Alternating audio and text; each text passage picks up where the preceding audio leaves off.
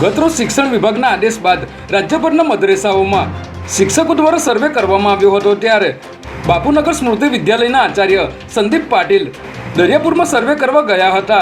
તે દરમિયાન ટોળાએ તેમને ગળદાપાટુનો માર માર્યો હતો, જેને લઈને અમદાવાદ ક્રાઇમ બ્રાન્ચની સાથે સ્થાનિક પોલીસે સર્ચ ઓપરેશન હાથ ધર્યું હતું। ત્યારે દરિયાપુર પોલીસ દ્વારા બનાવના 24 કલાકમાં જ ફરહાન અને ફેજલ નામના 2 આરોપીની અટકાયત કરવામાં આવી છે, જ્યારે અન્ય 5 આરોપીઓ ફરાર હોવાથી તેમની શોધખોળ ચાલી રહી છે।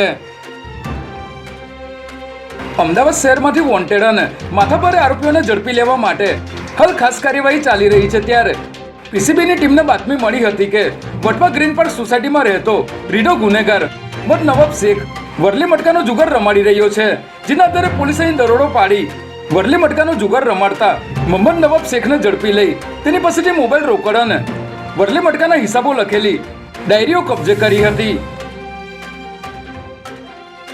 અમદાવાદમાં મોર્નિંગ વોક કે સાયકલિંગ કરવા નીકળતા લોકોના ફોનની લૂંટ કરતી ગેંગના 5 સાગરીતોને સરખેજ પોલીસે ઝડપી લીધા છે। આ આરોપીઓ થોડા દિવસ પહેલા બોપલમાં સાયકલિંગ કરવા નીકળેલ એક સગીરને માર મારી તેના મોબાઈલની લૂંટ કરી ફરાર થઈ ગયા હતા। ત્યારે સરખેજ પોલીસે મોબાઈલ ટ્રેક કરીને 2 સગીર સહિત 5 આરોપીઓને ઝડપી લઈ ગુનાનો ભેદ ઉકેલી નાખ્યો છે। ત્યારે આરોપીઓએ આવા અનેક ગુનાઓ આચર્યા હોવાની શંકાએ પોલીસે વધુ પૂછપરછ હાથ ધરી છે।